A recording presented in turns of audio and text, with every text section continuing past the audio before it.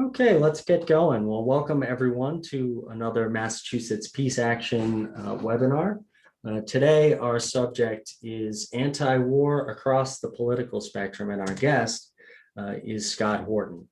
Just a little bit more information on Massachusetts Peace Action. If this is the first time you're joining us, we are the largest grassroots peace and anti-war organization in the Commonwealth of Massachusetts. We work obviously to end US wars across the globe and to prevent new ones. And we work sort of on all peace issues. So just a few of those is we work for Palestinian rights, we work on the Middle East, we work to end and prevent interventions in Latin America, we work for peace on the Korean Peninsula, we work for racial justice and decolonization, and on the links between peace and climate change. And of course, our founding issue at Peace Action is nuclear disarmament. So there's lots of different ways for people to get involved and to work on things. And I encourage everyone to visit masspeaceaction.org to learn more about the organization. But we are also a political organization, although we are nonpartisan. We do comment on US politics every day, and we do at times endorse political candidates as well. So my observation of the peace movement is that we've been talking about the bipartisan consensus on foreign policy forever. And Democratic and Republican administrations alike, and Congresses as well, have overseen an expanding U.S. military presence across the globe, absolutely ballooning Pentagon budgets, and this is real. It's not a partisan problem. This is a problem with Democrats and Republicans. And one thing that I've also noticed is that it's not just progressives that want to fight U.S. militarism. There's also a very strong anti-war sentiment among libertarians as well.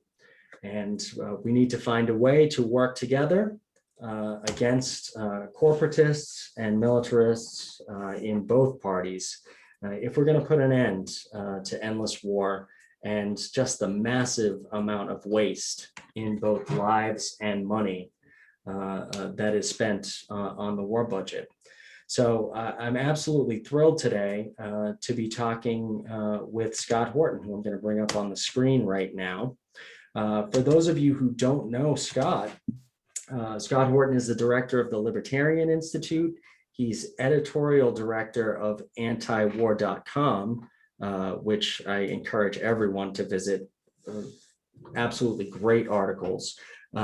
He's the host of Anti-War Radio on Pacifica 90.7 FM, KPFK, out in LA, California. And he also podcasts the Scott Horton Show from scotthorton.org. He's also the author of several books. His latest is Enough Already, Time to End the War on Terrorism. He's also written Fool's Errand, Time to End the War in Afghanistan, and was the editor of the 2019 book, The Great Ron Paul, The Scott Horton Show, Interviews 2004 to 2019. Welcome, Scott Horton. Say hello to the audience. Thank you very much for having me. Great to be here with you all.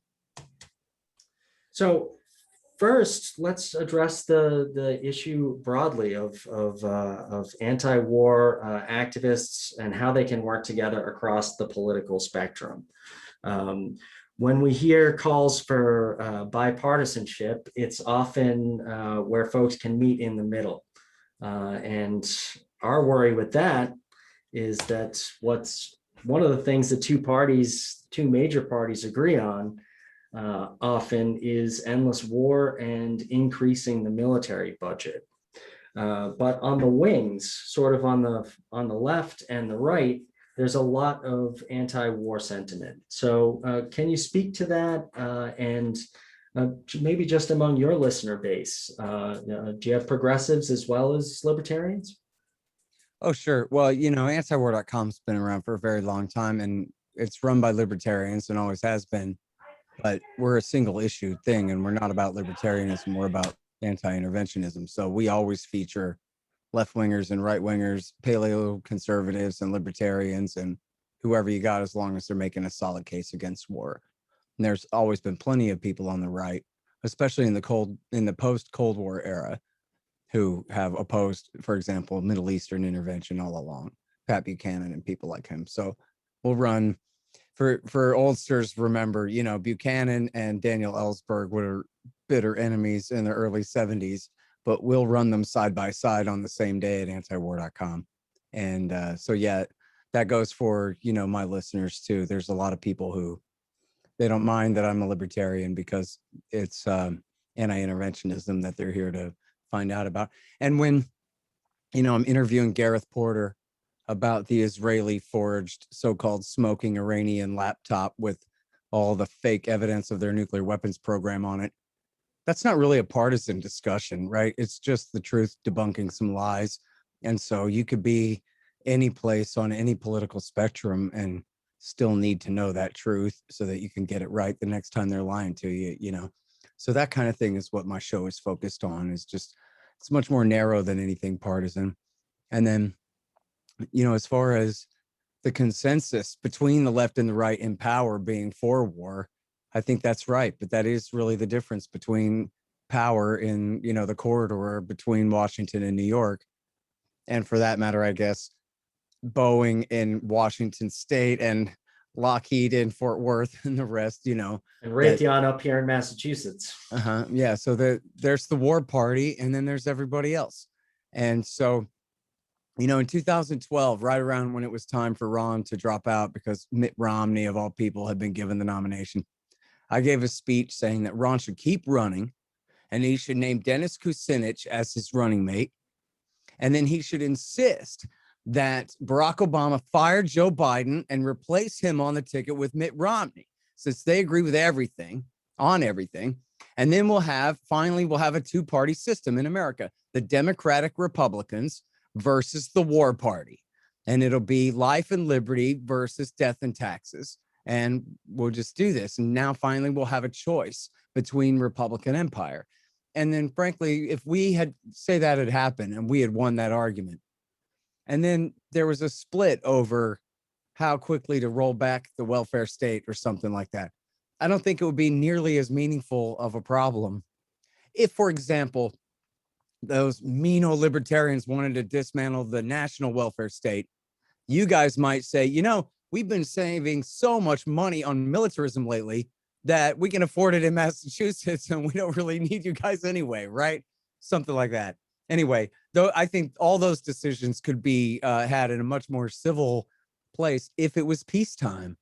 And, having a limited republic, or for that matter, whatever your, ideal vision of a democracy is all dependent on peacetime, not a permanent state of emergency where, the normal laws don't apply and where government has total impunity and total secrecy to misappropriate all our wealth and, frankly, to commit the most heinous of sins and crimes against people. They've directly killed, who knows how many hundreds of thousands, but the US government is indirectly responsible for something on the order of 2 million deaths in the last 20 years in this giant fake bait and switch terror war, where they started out on a manhunt for 400 men, 400 lawless, stateless bandits on the no man's land border region between Afghanistan and Pakistan. And somehow that's turned into, this absolute catastrophe from Nigeria to the Philippines, ongoing raging battles and untold numbers of civilians killed, and numerous wars where the government has outright taken Al-Qaeda's side against their other enemies, the Shiites, led by Iran, and this kind of absolute crazy policy. And so you think about all the things that we disagree about and how unimportant they are compared to putting a stop to this. And then we quit doing the worst thing our government is doing, that our society is doing in the world and just overall. And then in a state of peacetime and normalcy, I think it'd be fair to get back to debating all of what we want to do about everything else. Yeah, I think that's right. How much of this is a constitutional issue for you? I know that I think several of the founders said that the Constitution was not designed to exist in a perpetual state of war. I know the primary author of the Constitution, James Madison, said that the most important part of the Constitution was the part that gave war-making authority to Congress and not to the President of the United States. We have seen the exact opposite of that in the last 20 years, even going further back, with just broad power being given to the executive branch. It's really an abdication of responsibility from the US Congress. How much of that motivates the libertarian approach to US foreign policy? Well, libertarians have varying degrees of reverence for the founding fathers and their wisdom, at different times.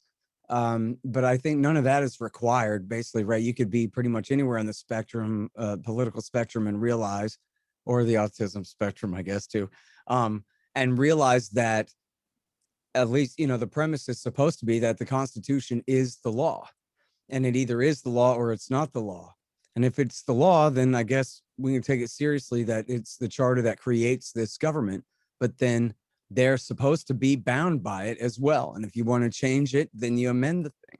And, the most important example of this probably would be, other than, well, certainly for our purposes, would be the way that they, since World War II, have reinterpreted the war powers.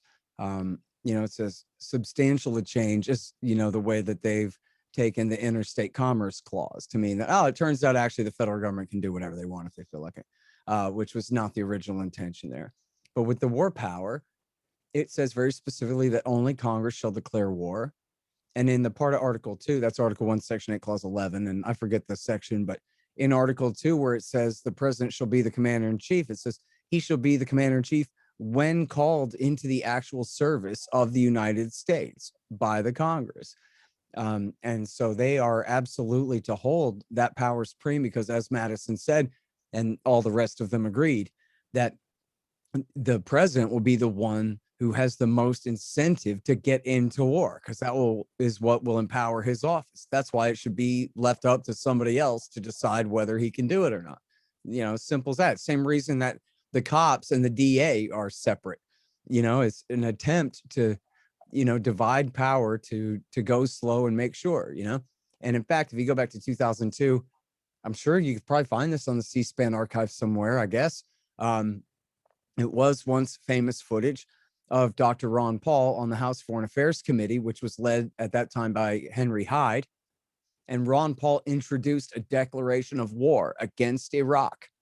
And he said, I'm voting against this, and I urge you all to vote against this.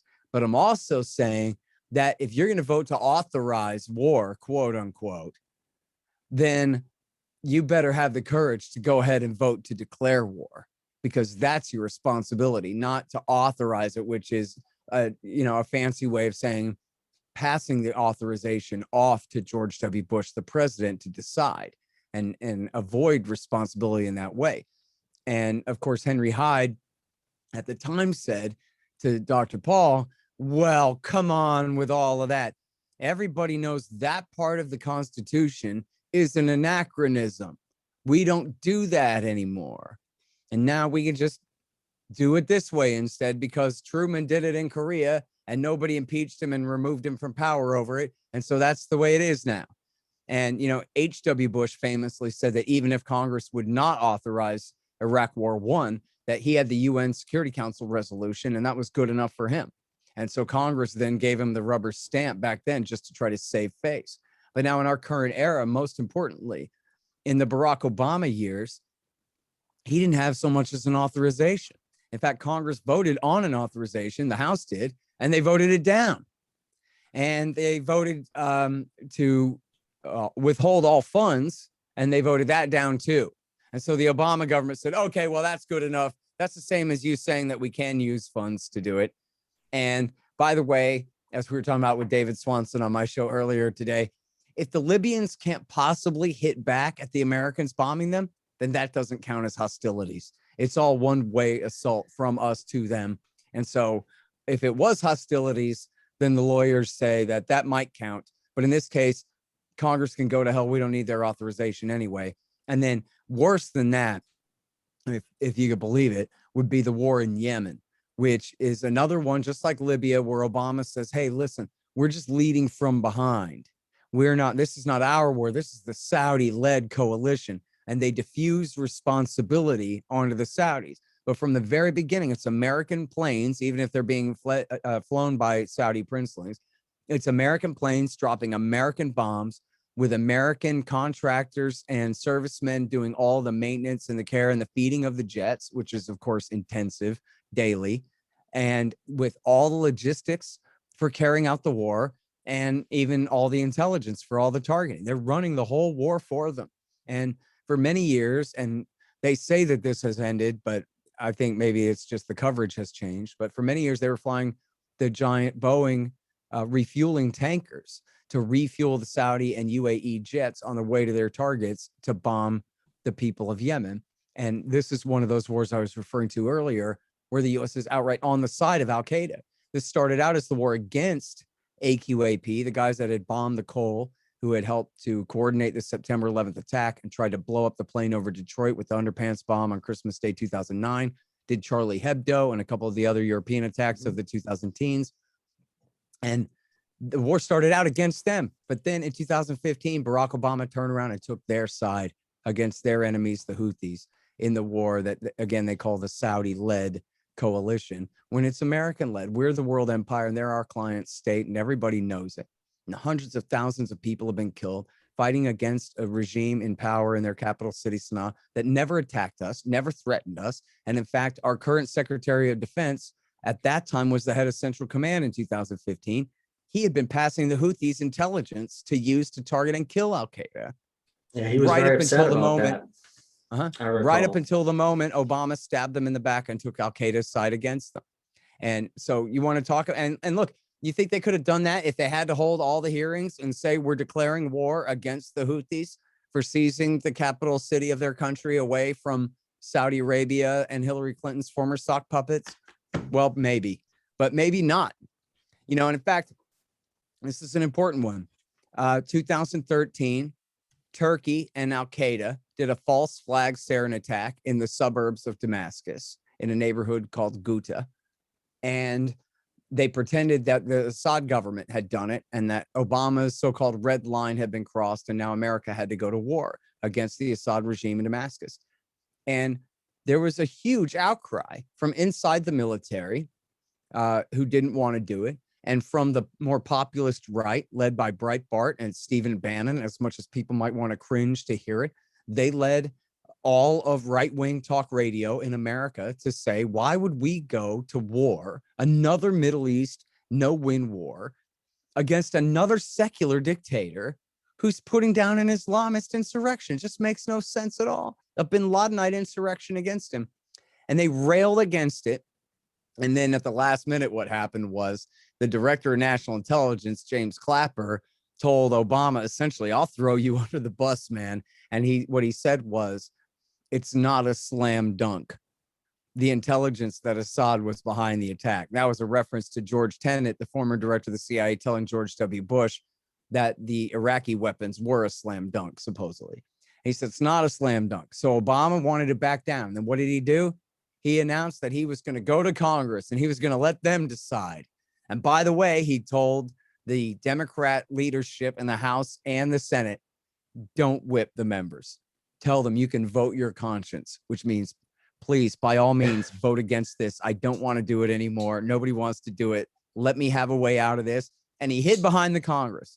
Hallelujah. He went ahead and let Congress take responsibility for not authorizing the war, and then he didn't wage one. So there is our model, right? And you might not like that it was Steve Bannon who got it done, but that was the truth. Breitbart.com said hell no to this. And then every talk radio, Rush Limbaugh clone in America took that as their marching orders. We're against this one. And look, a big part of the narrative was we don't trust Barack Obama to lead us into war. Well, fine. I don't either. Who does, Yeah, I think as good citizens, you have to distrust politicians, and the more power they have, the less you should trust them. But I think you hit upon so many important topics there. But just to address Syria, the Massachusetts Peace Action has a statement that we've put out on Syria and our continued presence in that country, which we view as completely unconstitutional and against international law as well. But I think a big part of that, of what happened in 2013, was also that the British Parliament previously voted down, and more power to them, because I think that had a great impact as well. But for as much criticism as Barack Obama got for not following through on his red line threat to intervene in Syria, we can't pretend that we did not intervene in that country. Well, as I'm sure you're aware, Timber Sycamore, we decided to go the covert route and give tons of weapons through Saudi Arabia and Jordan to fighters. That had been going on for 2 years by then anyway. That had been going on from the very beginning of 2011. That's certainly true. But, it does go to show, though, that if the people are determined to say hell no about this, that this is the avenue to do it. And that's why Madison made it that way. I mean, you can't really argue, as bad as all the problems in America are. You got to admit, there's 435 tiny little House districts spread across this country, where it's a very small, well, not very small, but pretty small local election for a national office. And, you don't have any influence over your senator whatsoever, but you and some of your neighbors, severely determined, really can influence, and have a lot of influence on your local member of the House of Representatives. And when it comes to things like that, if they know the consensus is absolutely hell no in the neighborhood, they're going to be really hard pressed to do it.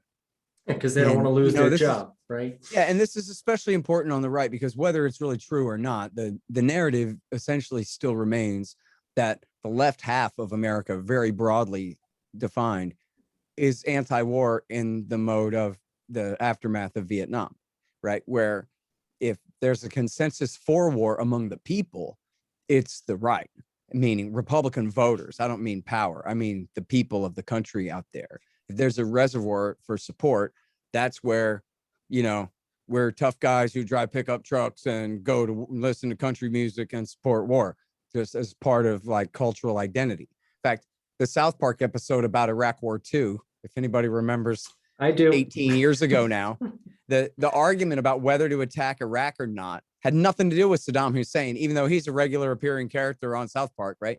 It wasn't even about him at all. It was about whether you're country or rock and roll. And if you like country, you support the war. And if you're rock and roll, then you don't, that kind of thing. Well, so then, and that kind of thing is really important, right? They caricature it. But the point is, what if everybody who likes country also hates war and everybody knows it? What if, for example, one of the most powerful forces in the anti-war movement in America right now is bring our troops home.us. Well, they're all Republicans.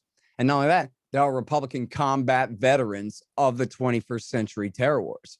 No, Vietnam era hippies there, although some are supporting, and no offense to Vietnam era hippies. We love you guys, but I'm just saying these guys still got their high and tight and, are, I think almost all of them are Christians, and certainly they're all right-leaning, kind of Ron Paul Republicans.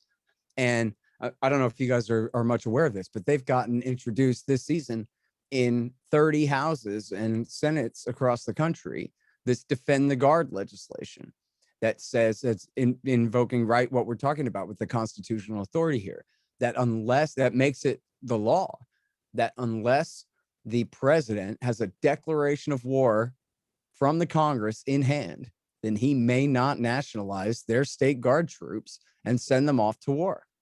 And all it is the Constitution.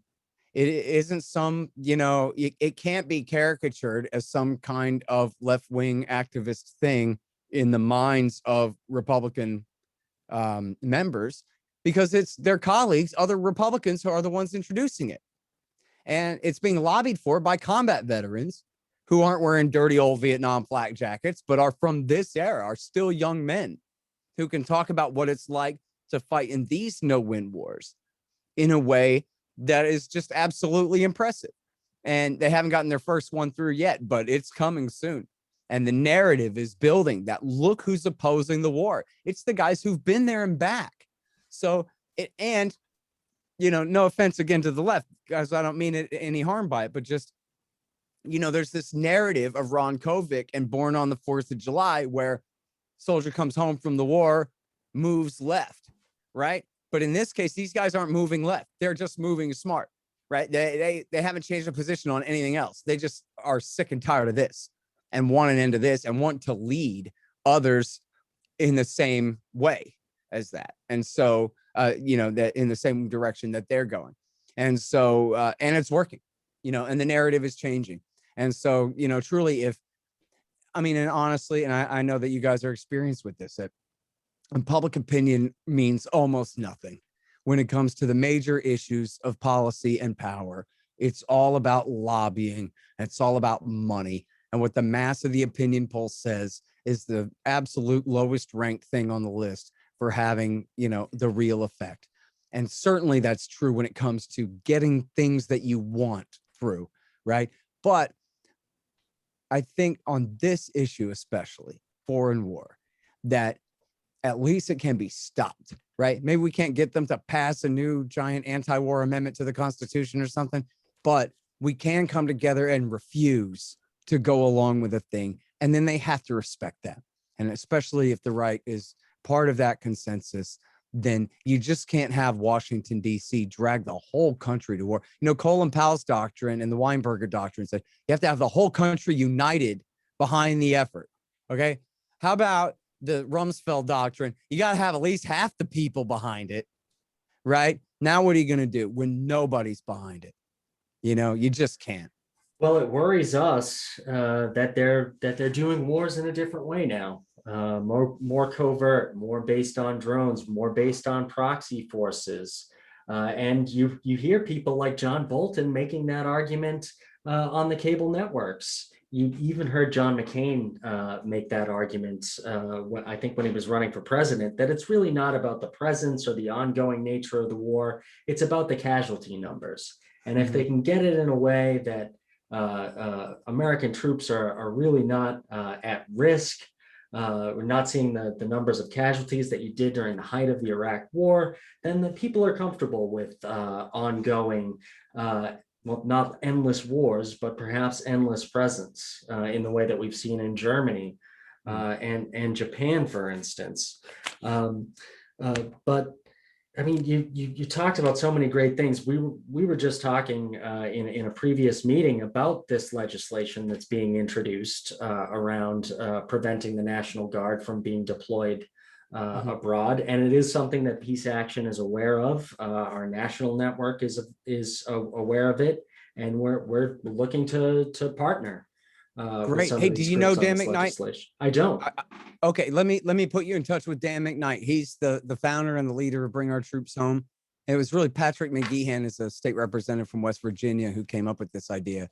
But the Bring Our Troops Home, I didn't mean to speak in a way that would sound exclusive of the left at all. Of course, all leftists and liberals and progressives are welcome to join in the coalition and all that. It's just kind of what's unique about the thing is it's led by Ron Paulian types.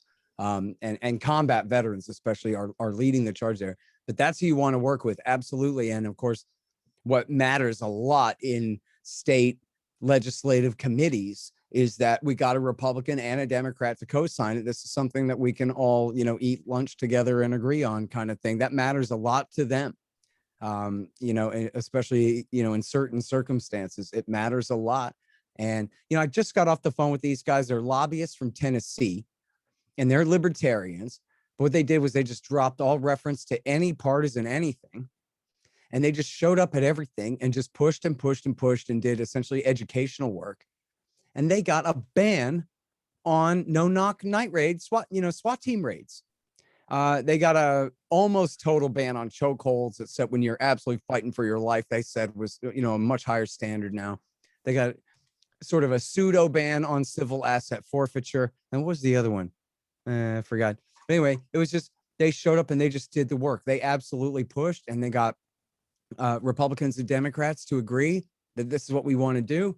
and someone made the governor believe that he would look good if his name was on the thing, and it was. And they just banished SWAT raids. They abolished SWAT raids in an American state, which is what we want and didn't think we could get, right? I mean, this is huge. And they did it simply by doing the work. So it really goes to show the possibility there, you know? And this is something that progressives and libertarians can completely agree on, because Yeah, it's a power issue. It's and constitutional conservatives too. And, even if the constitutional conservatives aren't good on it yet, go ahead, put words in their mouth. Tell them, you guys are Bill of Rights guys. You guys believe in the Constitution. We all agree about this, don't we? This is an unreasonable search, and that's the new consensus. It should have been the consensus all along. Sign here, guys. Well, one thing, and I don't want to move on before we address this, is you said that, and it's proven by that study, I think, that came out of Princeton, that public opinion is not really taken into account when they make these high-level policy decisions. And it's been shown time and again that the American public doesn't support these never-ending wars. They're for the end to the war in Afghanistan. And that may not mean as much on Capitol Hill, but what does interest me is the polls of military veterans who actually were deployed to Afghanistan. And some polls are showing that the folks that were actually there on the ground oppose these wars at higher rates than the general public. Right. So at Massachusetts Peace Action generally, we always support veterans groups against the war. We work with Veterans for Peace almost constantly for that reason, because who has more credibility than that? And it sounds like bringourtroopshome.org. Is that right? .us.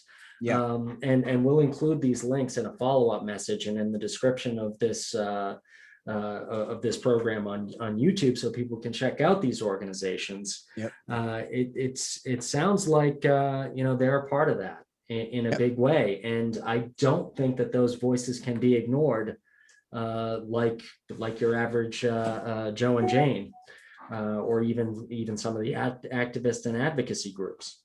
That's for sure, and there's just no question about that. You have guys who say, "Listen, I did tours over there, and this is how it is. I'm not asking you, I'm telling you." They have to respect it. They do.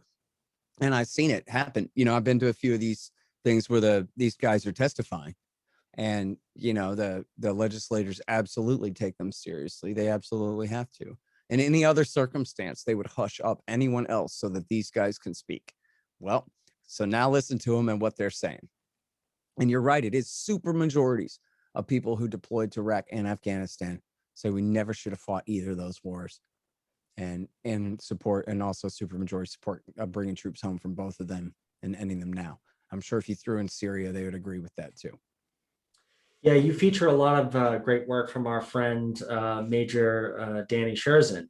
Yes, sir. Who was at the tip of the spear in both Afghanistan and Iraq. For those who aren't familiar with his work, we'll send you a link to some. I think there's no better voice on anti-war issues from a veteran's perspective than Major he's Danny certainly. Sherzin. Yeah, I mean, I don't think there's any question that he's probably tied with Doug Bondo for the most prolific anti-war writer in America. I mean, both of these guys write 5 or 10 articles a week or something. It's just absolutely incredible. I don't know how he does it. Yeah, both of them. And Danny may even be outpacing Doug at this point, which is almost impossible to imagine. It's like outracing Superman or something.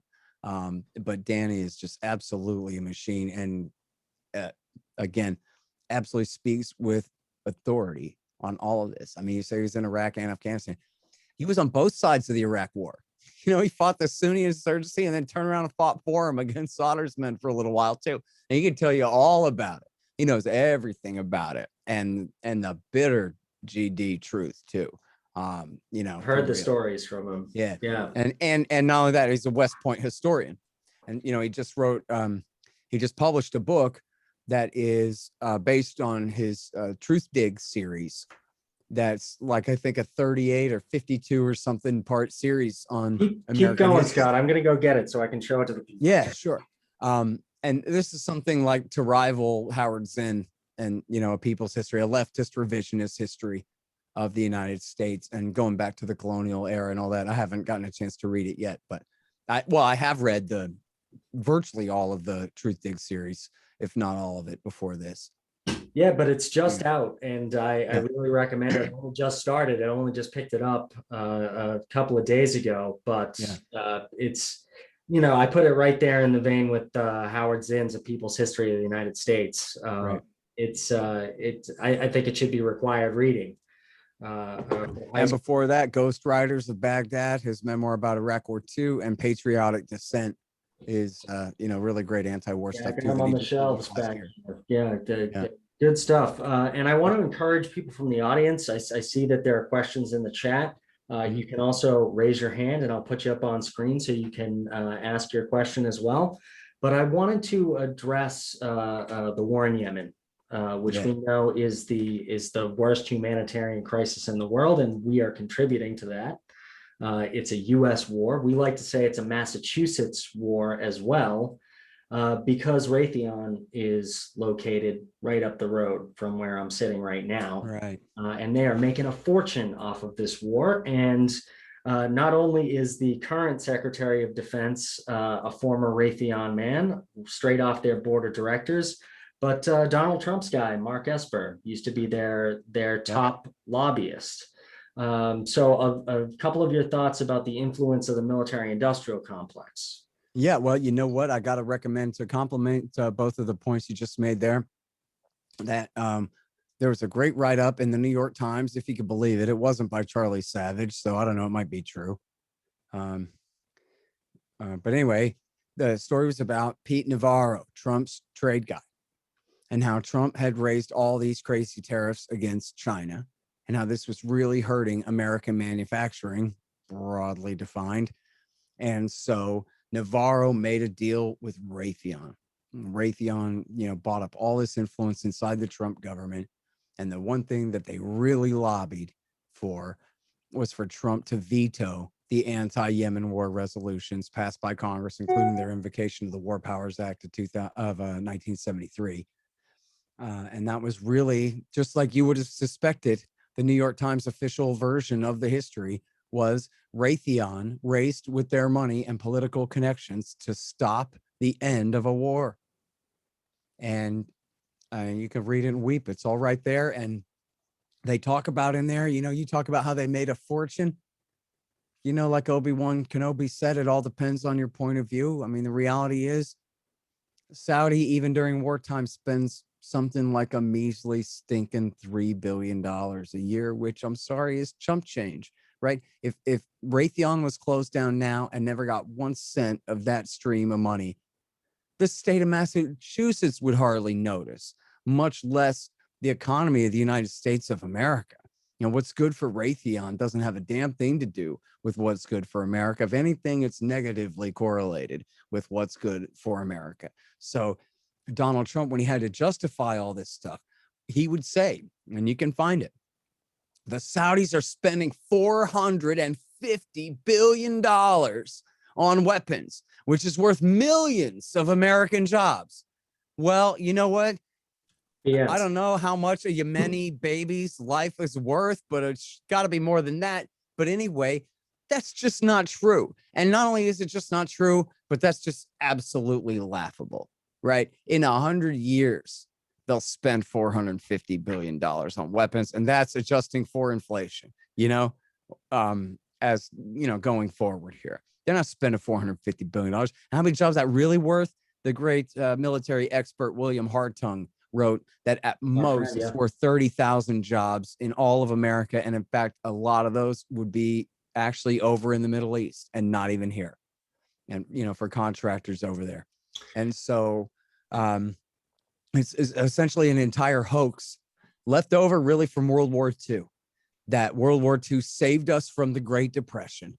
Wouldn't you know it, letting the federal government intervene hither and yon all over the economy for a decade straight only did horrible, terrible damage to everything. And so then, luckily, a world war came by so that we could completely militarize and industrialize the economy in the name of the war. And that was what brought us out of the Great Depression. Of course, that's a giant hoax. That's not what happened at all. What happened was all the boys came home from the war, and the government, with their easy money policy, loosened up credit and let people invest back in productive activities. It was the end of World War II that brought us out of the Great Depression, not World War II.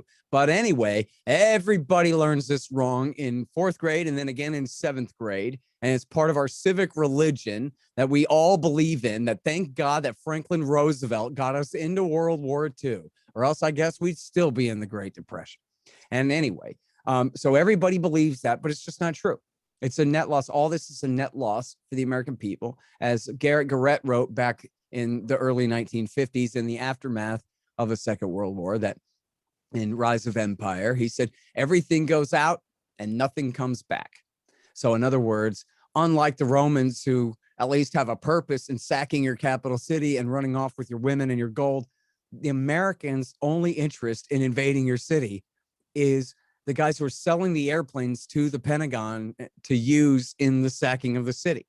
The guys who provide the weapons, and I guess, the banks that service the transactions and get to service all the government debt and make all of the extra money on the side. But whether, I don't think anybody would agree now, all World War II mythology aside, who says war is good for the economy now? When we've been through 20 years straight of this, really 30 years since the end of the Cold War, and counting, all of Bill Clinton's kind of smaller wars, but steady expansion across the entire globe of the world empire in the last decade of the 90s here. Expansion of NATO, and then all that. Yep. Yeah, who would argue that all this money has been wasted? It has been taken away from us and used on things other than providing a higher standard of living for the people of this country, other than providing goods and services to the people of this country to fight against enemies who never threatened us in the first place. Or in the case of Al-Qaeda, they did, but only because Jimmy Carter and Ronald Reagan and George Bush and Bill Clinton backed them. And Bill Clinton backed them even after they were already attacking us for years and years and years. And then the Bush government sat around and turned a blind eye, essentially, and, failed to protect us from their violence, and then has used that as an excuse to kill 2 million people who didn't do it and had nothing to do with it. Yeah, Scott, we really unfortunately do have government by war profiteers at this point. Absolutely. But I you know what? I saw a clip. I'm sorry. One more thing here real quick. Go ahead. I saw a clip where a guy, let's say he's 28. He's an Air Force officer, say a low ranking officer, I guess, in the Air Force. He's in Colorado Springs. Yep. And he says to the reporter, hey, look, I got a good house. I got good health care and benefits. I got steady work and a good education for my kids. And you tell me where an average working class guy like me can get a square deal like that other than in the U.S. Army or other than in the U.S. military, right? Because he doesn't know a stable sector of the economy where he can go and work that he knows is going to be there, because why? Because the U.S. government creates all this funny money that creates the boom and the bust cycle that throws everybody, at least in the private sector, out of work every 10 or 12 years. So if you prize stability, get yourself a government job, because the ones who are wrecking the economy are the ones safe from all the damage that they cause. And for example, obviously comes to mind, the biggest one is the crash of 2008. What caused that? It was that W. Bush and the Federal Reserve and all the big banks all conspired to make money free and to essentially counterfeit trillions of dollars to make the war in Iraq seem free. So you didn't have to raise your taxes. They just inflate the money supply. But then that led to a massive inflation of prices in housing and fuel and a few other sectors, of course, the stock market, which led then to the very real correction of that fake prosperity and the massive crash of 2008.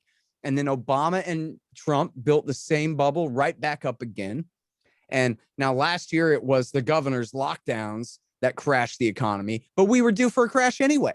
We were due for a major recession anyway, because we were sitting on a decade of a massive bubble of distorted prices. And then what they do after the lockdowns, they created another $10 trillion to try to fill in the black hole.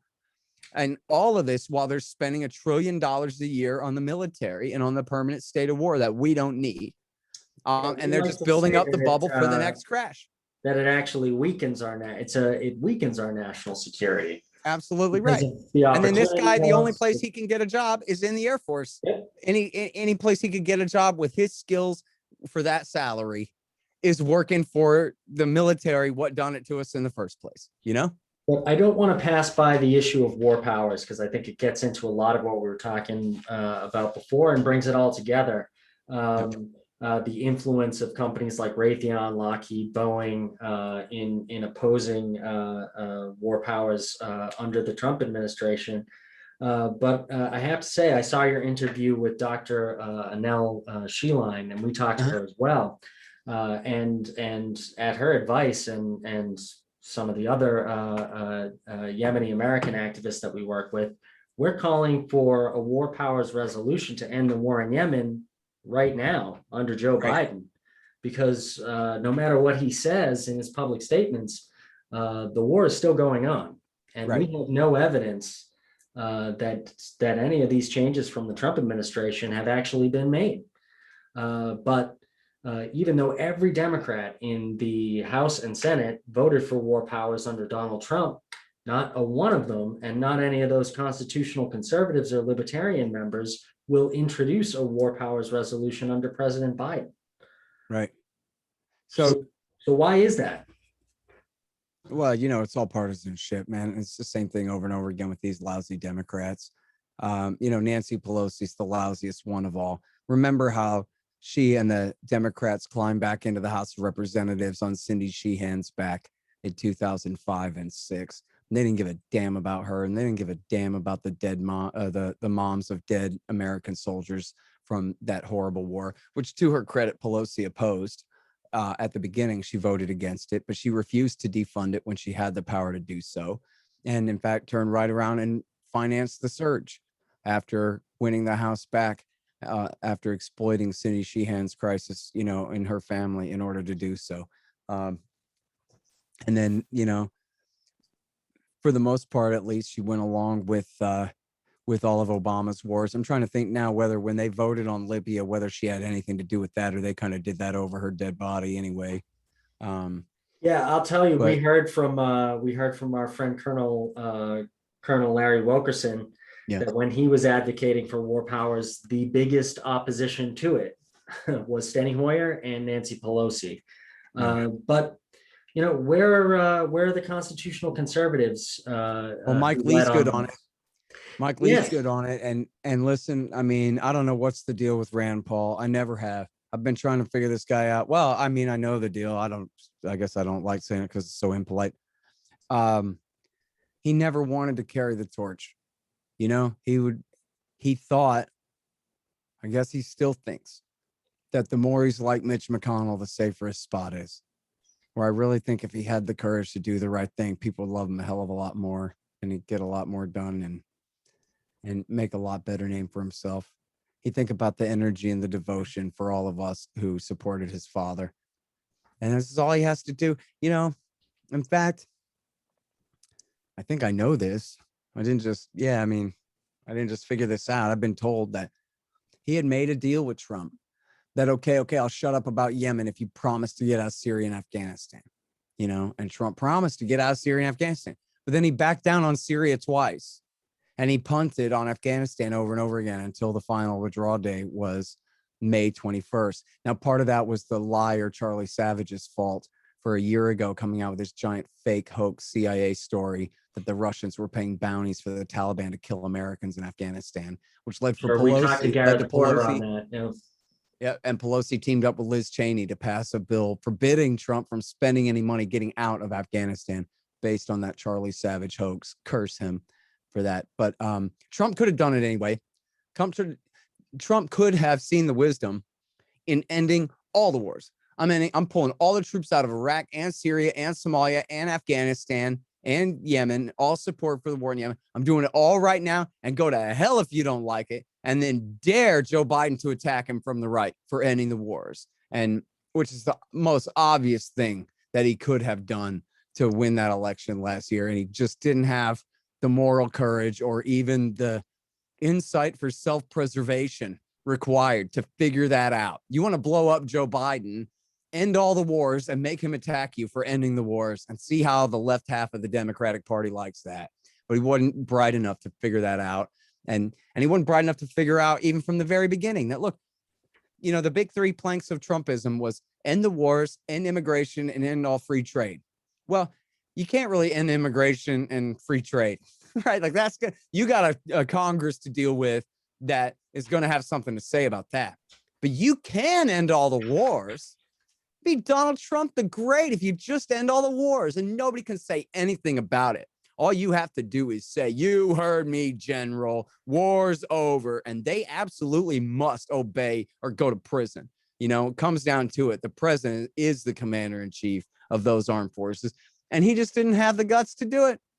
He just didn't have the guts to do it. And man, can you imagine if he had run on that and forced an old sleepy Joe Biden to say, no, it's irresponsible to leave Afghanistan. No, we have to stay in Somalia forever. 20 years in Somalia is not enough. I mean, man, anyway. Yeah, he said a lot of things. He said the Iraq war was a big fat mistake. But he got in there and he surrounded himself with generals and eventually John Bolton. So you have to say that he had 4 years to do it. Yep. He just didn't mean it. Mr. Art of the Deal couldn't close the deal. Never could close the deal. Couldn't close any deal. And especially not the most important one. Ultimately, Scott, he's an imperialist. He had that. He said the quiet part loud. He said, "Oh, why can't we just go in there and take the oil?" Yep. Look, the Jacksonians sometimes sound like Jeffersonians, but they're not. The populist right are not the libertarians. Donald Trump is not Ron Paul, and that should have been obvious enough. And look, sure as hell isn't Hillary Clinton either, and thank God for that. And you know what? Despite whatever anybody says about the guy, he did stop Jeb Bush and Hillary Clinton both from becoming president in 1 year, and all humanity owes him a debt of gratitude for that. Well, he showed that there's a lot of appetite on the left and the right for anti-establishment. Yep.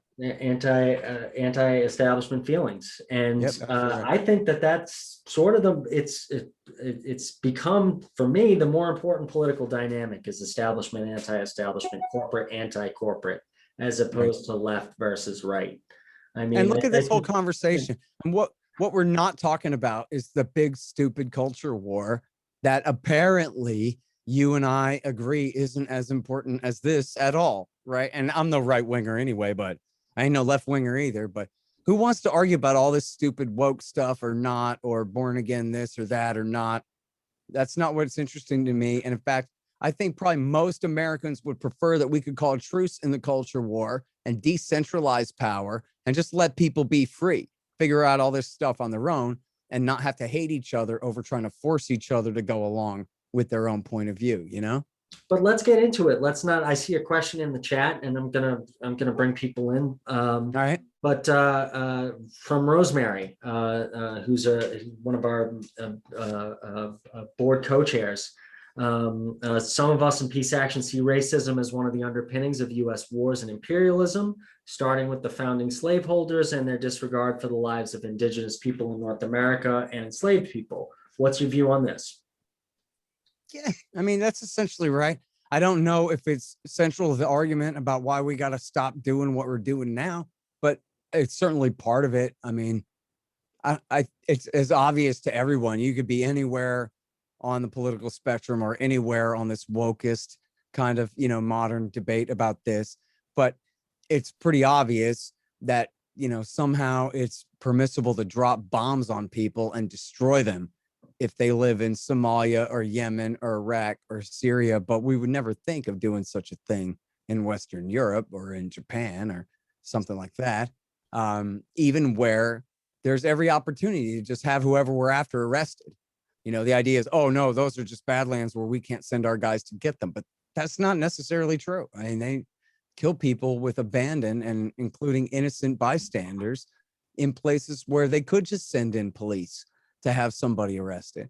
And the darker you get, the easier it is to get away with killing you. It seems to be the case. In fact, part of it is because the story is not very tightly connected to the rest of the narrative. But I think also it's got to be for racial reasons too, in a way that nobody ever talks about the war in Somalia. Of all the terror wars, these are the blackest victims. And somehow they just seem to always get short shrift when what they've gone through is every bit as bad as what America's done to the Yemenis across the Red Sea there, and has been going on for 20 years straight. And in fact, liberals often mock libertarians and say, oh, well, freedom works so well, why don't you just move to Somalia? Because the last time these liberals heard about Somalia was in the year 1999, when some libertarians said, hey, statelessness is working out pretty well for these people. They have a de facto kind of anarcho-capitalist system, and they're prospering. The warlords are essentially all too exhausted and weak to rule over any large piece of territory.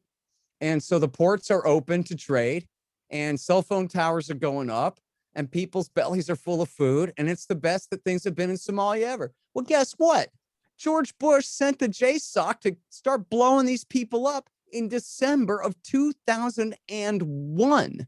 So if your argument is, well, the anarchist system in Somalia was unable to repel the world's greatest superpower, then okay, it wasn't a very effective security force, but then nobody else could either. Right. And it wasn't liberty that failed Somalia. It was the red, white, and blue in the name of liberty coming in and tearing everything into complete chaos that did it. And it's a damn shame. And I'm off topic, but it's a hell of a thing. I got a chapter on it in the book, and it's as infuriating as any of the rest of this stuff. Yeah. And we're seeing companies like Raytheon, I'll just talk about the one that's most powerful around me, portraying themselves as some woke company. They have floats in the pride parades, and all the same at the same time, they're supplying perhaps the most authoritarian regime in the world in Saudi Arabia with the bombs they need to commit a genocide in Yemen. Yeah, they even had a thing on Twitter. It was like, hi, my name is Jess. Call me they. And they're so accepting of me and my gender fluidity here at Raytheon, where we make missiles for killing children with. Huh? It's just, it doesn't compute. The cognitive dissonance there is just amazing, man. Amazing. I want to bring some other voices in. I know Ruth has had her hand up for a long time. Ruth, your question for Scott? Okay, thank you. First of all, Scott, love your Pacifica show. I listened to it from KPFK. Thank you, Cole and Brian, for this wonderful series and for having Scott. Two quick questions. One, you're not obligated to know it all, but if you do, it would be great. The Senate Armed Services Committee just gave more money than Biden even wanted, and they do this crap all the time, giving away more money than what is even being asked for. My question to you is, do you know if there's a place where you can find out, who voted for that on that committee? Oh, that's you may not, question. But I'm just curious. Yeah, I do. Yeah, go ahead, Brian. Yeah, you can just look up the committee, and they all voted for it except for one person, and that is our Senator Elizabeth Warren. Was the only person to vote against that, and we applaud her for doing so. And absolutely. And that's just house.gov. I'll actually look it up right now and put the link in the chat. Probably senate.gov. Yeah. One other quick question. I've been trying to search for John Bondo. Excuse my ignorance, but I didn't know about him. Can't find it. Where can I find out more?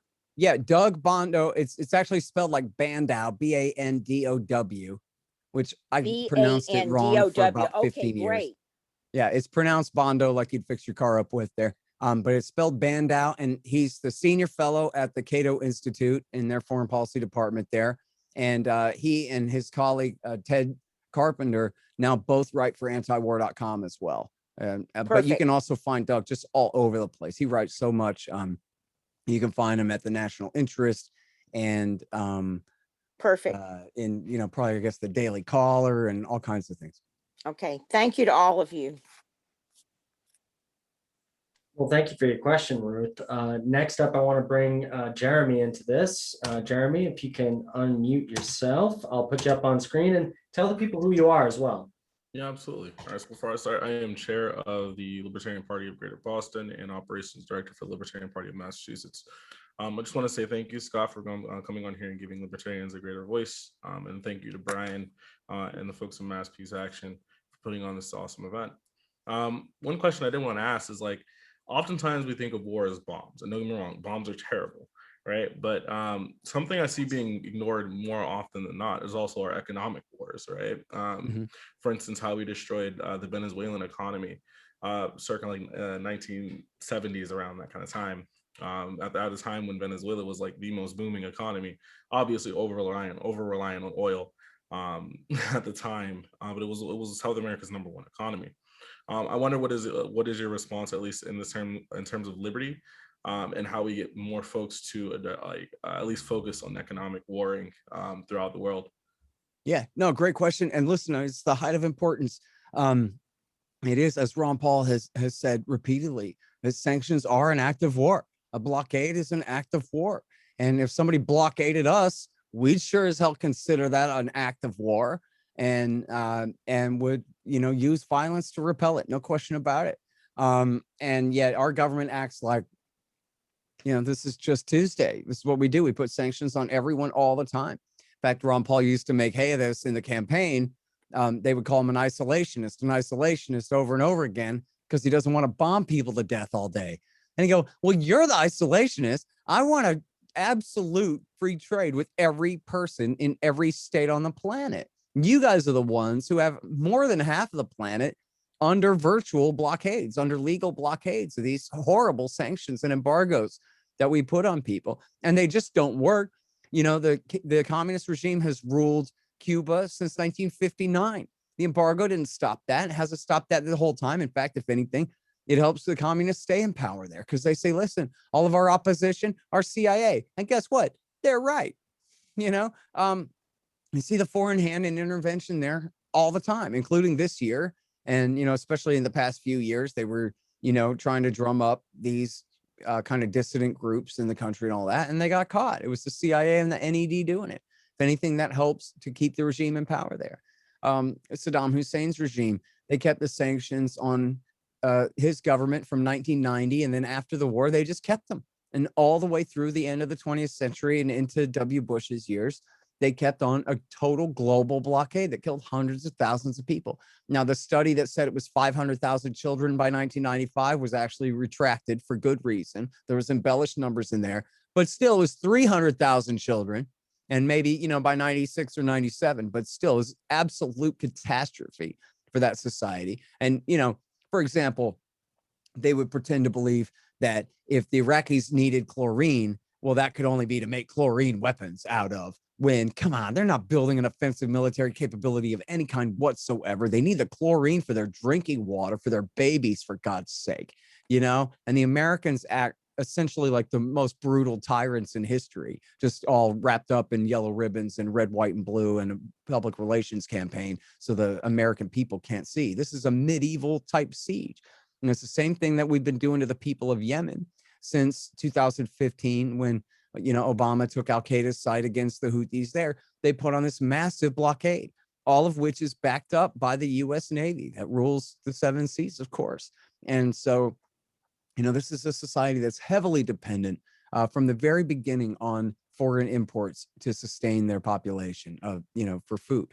And the Americans have had the port of Hodeidah on the Red Sea and the Sana'a airport under total blockade this whole time, preventing any kind of trade to come in, and, for large stretches in a row, preventing, even private companies from trading, pardon me, that was the first thing, and preventing even the UN and NGOs and, other groups, aid groups from even delivering humanitarian aid. And then has that helped dislodge the Houthis from power? No. It's only just helped to inflict absolutely untold misery on hundreds of thousands of people who've done absolutely nothing to us.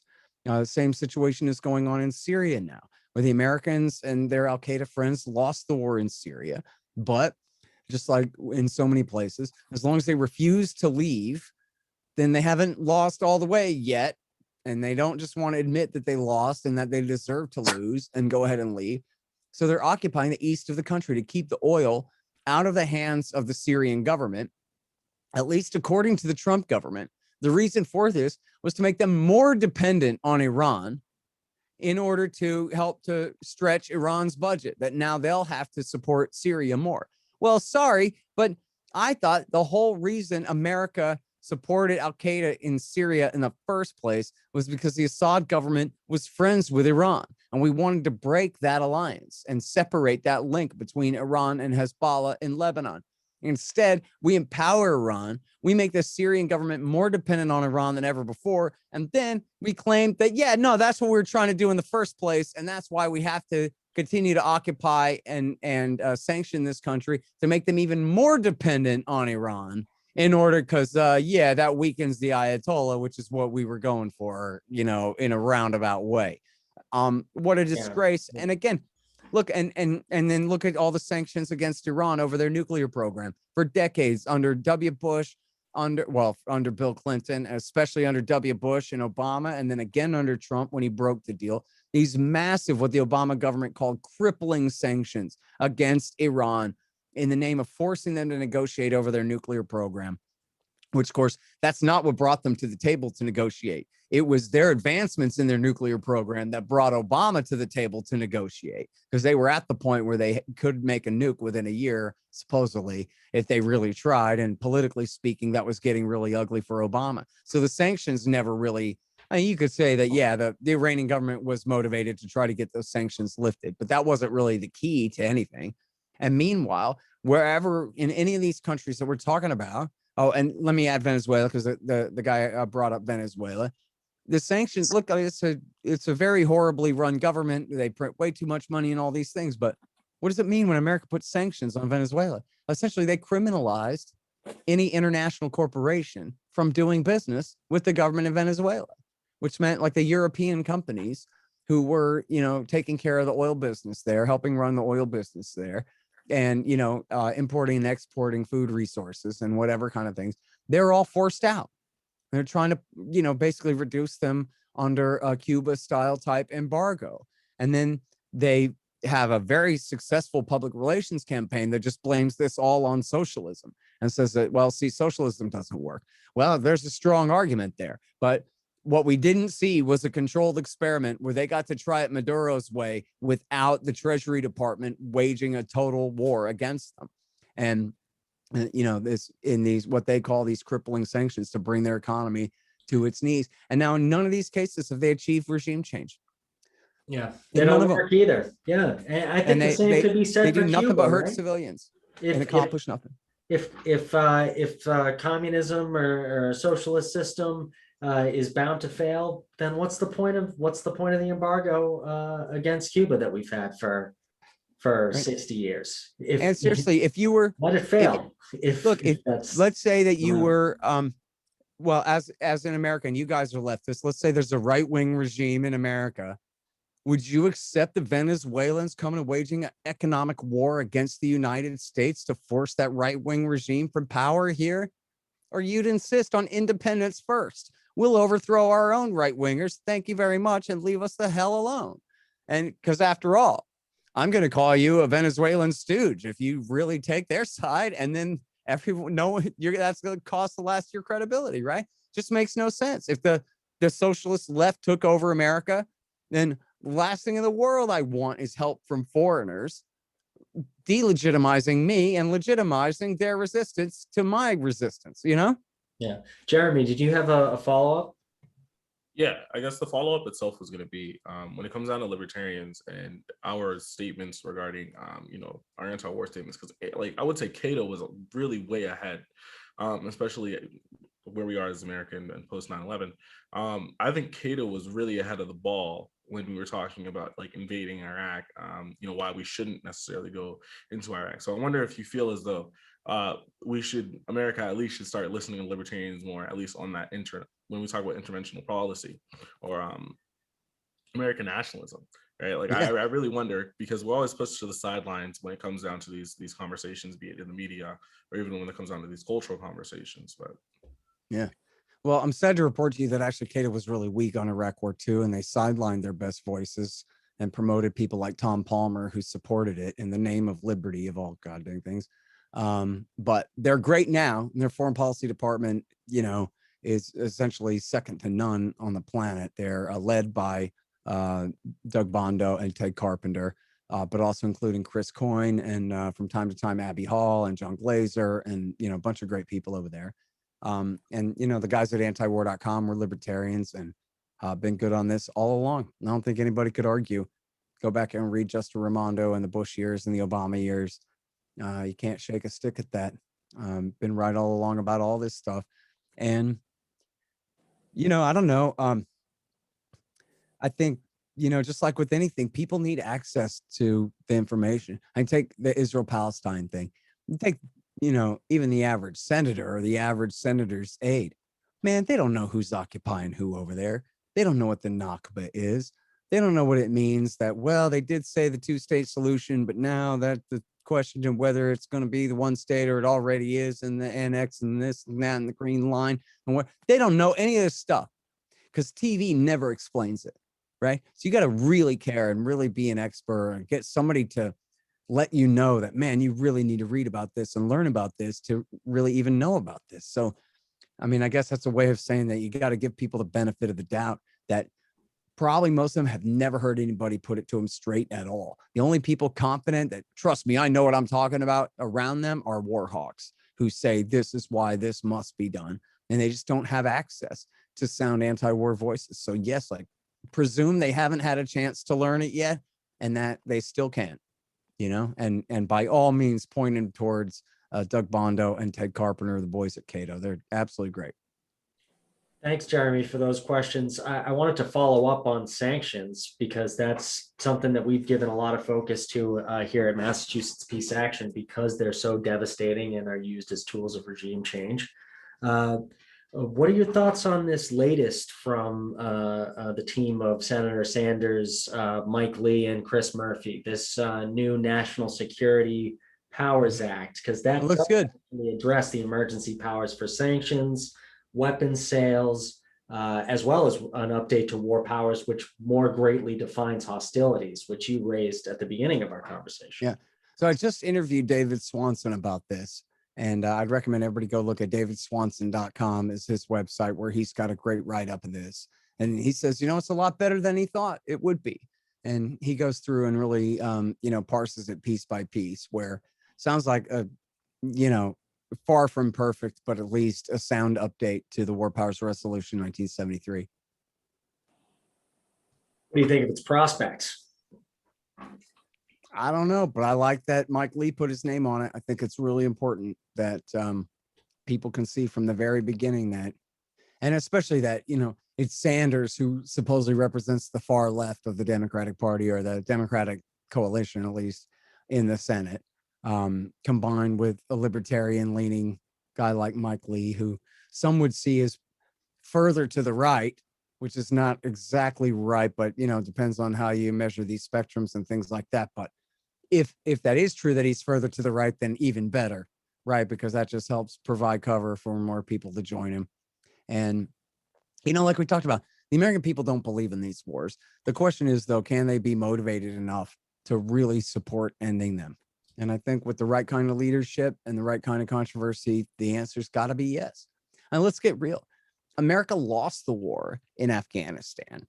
We won the war in Iraq for people who hate us and don't want us to help them because they're friends with the Iranians next door and can easily handle their problems with the Sunni insurgency without us. Anyway, in Syria, our side supported the bad guys and then destroyed their giant caliphate that they'd built that got way out of hand. Got no further use to stay there. Anyone could agree now in the aftermath that whole thing about, the Turks are going to kill every last Kurd was a hoax, just to, prevent the withdrawal from Syria a couple of years ago. But clearly the Syrian Kurds can work out an agreement with the government in Damascus to let the Syrian Arab army retake that border area between Kurdistan and Turkey in order to prevent the escalation of hostilities there and get the hell out of there. Absolutely lost the war in Yemen. I was talking with Nasser Arabi today about how the Houthis are on the march. They're taking the city of Marib, and it's been bitter fighting, but they're winning. And they've even, taken this full province on the far side of Marib. So the Saudis, who claim to hate the Muslim Brotherhood in Egypt, have been backing them, the Al-Islah group there in Yemen, and they're getting their asses handed to them. And, the Americans have nothing left to fight for there after 6.5 years straight of losing while committing genocide and treason. Why not just call it quits? What the hell is there to fight about? In Somalia across the way, Al-Shabaab is ascendant. And in fact, the fact that we're fighting them and propping up this government against them in Mogadishu and this army against them is probably the only thing that's keeping them together. And, there's every reason to believe, as Bronwyn Bruton has written about in the past about Somalia, that they don't have any reason to allow a bunch of bin Laden head chopper crazies to run around and wreak havoc in Somalia. And the Al-Shabaab there, they say they're Al-Qaeda linked, but they're not really Al-Qaeda guys. And their most internationalist and ambitious leader, Godane, was killed back in 2014 or something like that. The rest of these guys, they're no threat to us, but also the government we've created in Mogadishu is no threat to them either. So what are we fighting for in this civil war that has nothing to do with us whatsoever? Anybody think that Somalia is going to prevent the American Navy and shipping from going through the Red Sea? And give me a break. This whole thing is, you could call the whole thing off tomorrow. I cite in my book a guy who's an economic geographer from Princeton. So he's looking at geopolitics, but just from the economic point of view. And he just calculates it up and he goes, all the money that they spent from Jimmy Carter through W. Bush, so from like 77 through 2007, they wasted $7 trillion securing Middle East oil. $7 trillion. And we're talking in Ronald Reagan dollars, not Obama dollars here.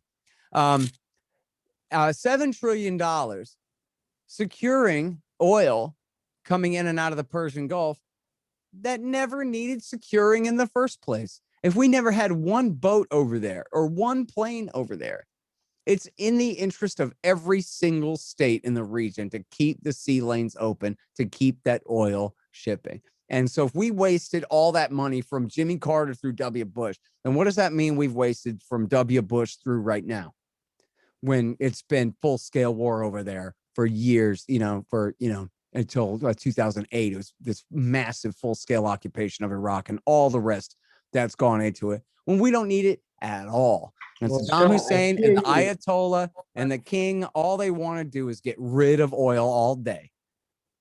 I hear you trying to make sense of this policy of U.S. militarism in the Middle East, especially post-Carter doctrine. It just doesn't make sense, right? It's an absolutely schizophrenic policy. But unless you're an airplane salesman. That's what I was going to say. In one area, it doesn't make sense. It makes money, and right. I'm starting to think that even the thoughts of world empire and trying to control all these folks is really secondary to what is a massive crime. I see it as a scam to steal billions of dollars, if not trillions of dollars, as they make their way from Capitol Hill to the Pentagon. Yep. And that the dirty little secret is that a lot of this money never leaves Northern Virginia. It's again, government by war profiteers. It's not in the interest of the American people or their security. And, just ask yourself that old question, right? Are you better off than you were 20 years ago? Right? What is this last generation of U.S. policy and U.S. foreign policy done to this country? And I think most people would agree that things are going in the wrong direction. Yep. In fact, I was at this event called Freedom Fest in South Dakota, which is kind of a fusion event between libertarians and conservatives. And my friend Dave Smith got up there and said, all you right wingers, he's funny enough, he's a comedian. So he said in a way that they could laugh and accept it. But he says, this is all your fault. It's all your fault. You supported W. Bush. You supported all these wars, all this spending. You supported the Patriot Act and unconstitutional NSA spying. How does it feel now that you're the target in the war on terrorism? and everybody, to the right of Mitch McConnell is being called an insurrectionist, and knowing that the FBI is now coming after you the way they framed Donald Trump and all of that. How can you complain? You're the ones who did it. Oh, no, it was fine when we were just picking on innocent Muslims, when the FBI is just entrapping innocent Muslims, when Obama and Bush are just bombing innocent Muslims. But, oh, you don't like being the target of your own terror war, huh? Sorry, guys. And, he was a lot funnier when he said it, and they kind of laughed and admitted it, that like, yeah, I did do that, didn't I? Yeah, you're correct, though, and they did it from fear. But Yep. and the whole country was paralyzed by fear, and a lot of rights and civil liberties were stripped from us. But that's the whole idea with civil rights. They Yep. either apply to everyone, or once you start making exceptions, they're going to come around for you eventually, right? Yeah, and that's the thing about the Bill of Rights is it's supposed to be for all time. I don't give a damn what emergency. If somebody nukes Salt Lake City, the Bill of Rights is still the Bill of Rights, and you can't do nothing about it. That's it. If any part of the Constitution is the law, we'll stick with those first 10 amendments first. That in Article 1, Section 9. Yeah. Well, I absolutely think that you're right. The Bill of Rights is the most important values of this country, and exactly what the federal government can't do. Right. But I do want to ask you one final question, if you got time. Sure, go ahead. I know we've gone over, but this is a good question from Jeff Klein. And he was commenting on Syria and saying that he's worried that it's liberals and people who identify on the left who are supporting the war in Syria, and who are supporting effectively regime change in Syria. And he wrote recently a statement, and we'll put it up and we'll send it out to everyone. Mass Peace Action's view on these humanitarian interventions. Yeah. This idea that the United States should be ensuring human rights across the world and be the world's policeman. I just want to get your thoughts on a change that I think has happened in the last generation. When we invaded Iraq, the Bush administration went to great lengths to frame that as a defensive war, right? Can't let the smoking gun be a mushroom cloud. Well, they don't even do that anymore, right? The Libyan intervention was to save people in Benghazi. Our intervention in Syria is to protect the Kurds and respond to Bashar al-Assad's human rights abuses. What do you think about that change in policy from, even though it was lies, something based on defensism, to something that's purely U.S. military as world police? This concerns me greatly. Sure. I mean, and this is how it was in the Bill Clinton years too. I mean, hell, they bombed the Branch Davidians to death to save them.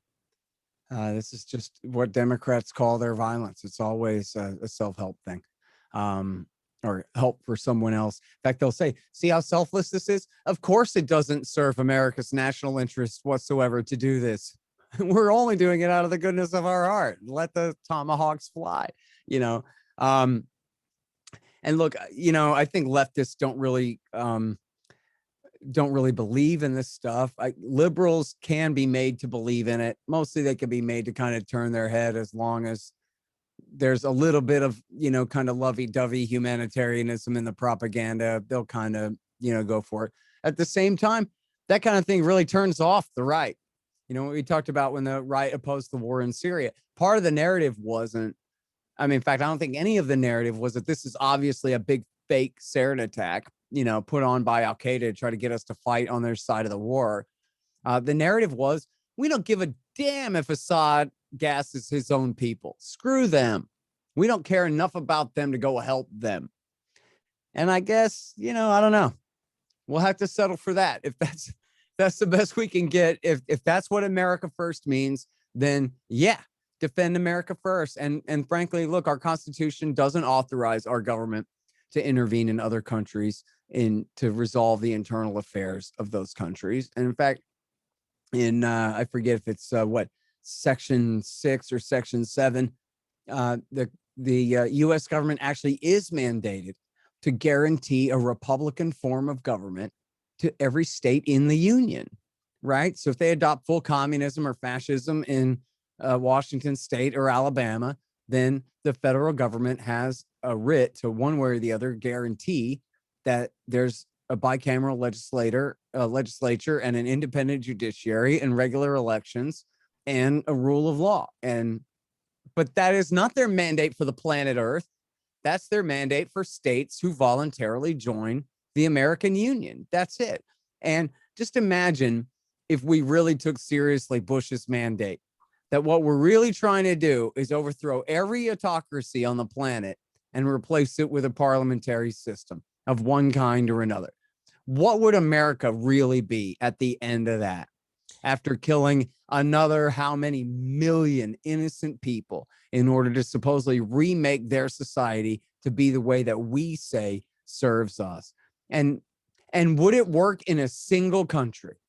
You know, they point to Japan and Germany, but Japan and Germany already had parliamentary systems before their militarists had taken over and ruined everything. And they also had Joe Stalin's USSR as the gun to their head, saying you better go along with the American system if you don't want to go along with the Reds.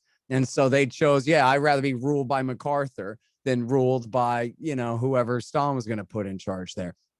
So, but then they point at that and just ignore the fact that every other war we've waged this whole time has been absolutely to the detriment of democracy. The people in South Korea lived under a military dictatorship until 1989. Same thing in, well, not that this was really the Americans doing, but the Americans supported the government in Taiwan, which also remained a dictatorship, I think, until the late 80s. I forget, maybe late 70s. And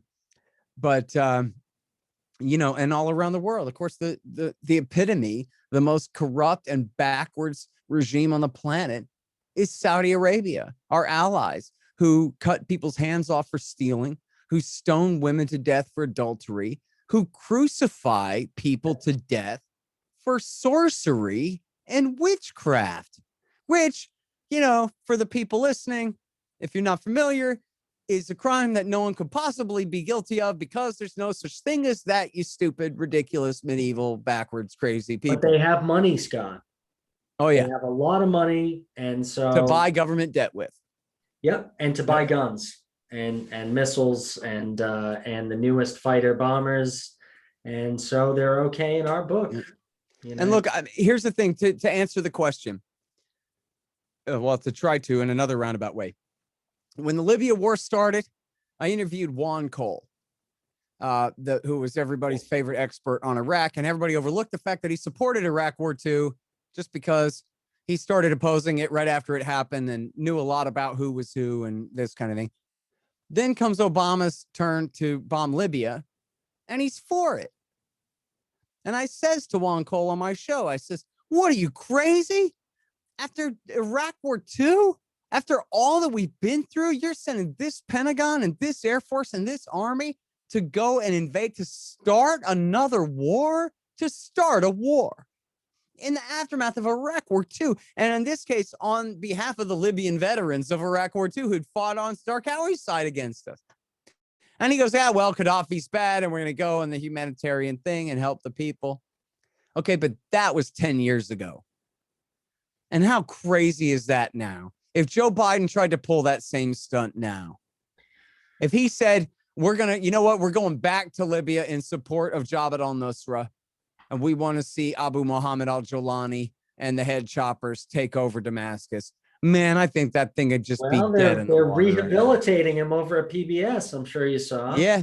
No, I interviewed I interviewed Martin Smith about that and took him to the woodshed for acting as Jolani's PR man there. I think you'll enjoy the interview if you see it there. But look, I just don't think it's going anywhere, right? And frankly, okay. So there's this piece in Foreign Policy. It's by Michael Hirsch. You might remember Hirsh, former Newsweek reporter. And it's in foreignpolicy.com. And he's carrying water for these guys, but this is what they told him to write. Okay. And it was that Biden and Blinken and Sullivan, the Secretary of State, National Security Advisor, and Biden's two most trusted guys, that they sat down and they said, we really want to end the war on terrorism. What we want to do is we want to say that core Al-Qaeda is defeated and that ISIS is nothing but a regional menace that our allies can deal with. And that the rest of the war against bin Ladenite type extremists around the world is essentially over now. And that we won it. And let's call it off. And of course, you know, the punchline, so we can pivot to China and make those matters worse. So I'm not saying like, oh, yay, I trust that blindly. Like this is what they're going to do. Definitely. But I think it's probably right that this is what they want to do. And that, you know, if the politics of the country were such that, look, everybody really, really wants out of the Middle East now, out here in the world, I think that would be very hard for them to ignore. And, you know, it could be the opportunity they need to go ahead and wrap up the wars in the Middle East and call the whole thing off. You know, they say they want to still keep bombing Afghanistan after pulling out of there. From where? You're going to be flying from Diego Garcia and from Qatar to go do daily bombing runs against the Taliban? I mean, come on, the thing is over and done. And there are no Al-Qaeda for 100 miles away, you know, I don't 1,000 miles in any direction. I don't care what the UN says in their bogus fact-free reports about Al-Qaeda in Afghanistan. There's nothing to it at all. We could just forget the place ever existed and just turn away and not care. And the problem takes care of itself. And I think that's true for the rest of the Middle East. It really just takes the consensus among the people that of all the things we don't believe in, this is the biggest one. We're sick and tired of it. 20 years is enough. Yeah, 20 years of war is long enough. That should be our constant refrain. And hey, you know, maybe if we stop constantly bombing countries in a region and dumping guns in there, then things will get better. Maybe there'll be less violence if we stop bombing and providing weapons. Almost certainly. Billions of dollars. I think it's worth a try. Got my vote. I don't trust Joe Biden or any president for that matter, but I do have to give him some credit on some of the things that he said recently, pushing back against the press, who was really trying to convince him to stay in Afghanistan, and saying that you know, it's not the job of our boys to be guaranteeing human rights to people in Afghanistan. I have to say, I'll give him credit. I agree with that. Yeah. Although he did just let the Israelis sabotage the nuclear deal with Iran too. So that's the next one. Yeah, no, you're absolutely right. I mean, I don't trust him as far as I could throw him. He was cheerleaded the Iraq war and convinced a lot of Democrats to vote for it. He's been a war hawk for a long time. I just wanted to give him credit for that one thing, but we're going to hold him. We're going to hold him to that. None of this over the horizon, continued airstrikes. That's not ending a war as far as I'm concerned. But I would just say in closing that I once heard someone say that people on the left say that America isn't good enough to be all over the world. And people on the right say the world isn't good enough to have America go. Right. You know, I don't care what perspective that people get there. You know, I don't care how you get there. If you oppose US wars and militarism and just the flagrantly unconstitutional and internationally illegal presence of us with 800 military bases around the world, if you're willing to agree on that, then I can work with you. Yep. Because to me, that's the number one problem that we're facing is world empire and the, you know, absolute climate catastrophe that it's creating as well. So I'm happy to work with you, Scott, and any of your listeners. And I just want to give you the opportunity, give you the final word. Where can people find your new book? Where can people find your show? Go ahead, Scott. Yeah, well, I'm at antiwar.com, scotthorton.org. The Libertarian Institute is my institute, libertarianinstitute.org. And then I wrote Fool's Errand, Time to End the War in Afghanistan. And the latest is Enough Already, Time to End the War on Terrorism. That's at enoughалreadybook.net. Great. Thanks, Scott. And just thank you, man. Yeah, it was great talking to you. I hope we'll talk again because, we got to address the next one that they're trying to pull on us, which is preparing for an unwinnable war against China. Right. All right. Well, thanks again for having me on. Really appreciate it. Yeah. Thanks, Scott. I encourage everyone to check out Scott's work at Antiwar and to buy his new book. And really just want to say that we're a big tent here at Massachusetts Peace Action. If you're anti-war, I encourage you to check us out at masspeaceaction.org. Consider joining up. We need all the help that we can get, from leftists to libertarians. If you're anti-war, you're welcome at Massachusetts Peace Action. So, 20 years of war is long enough, but they're not going to end on their own. They're going to end from us pulling together, working together, and ending them ourselves. So get involved, whatever you do. And thank you again, Scott, for spending so much time with us, and have a fantastic weekend. Bye-bye now, everyone.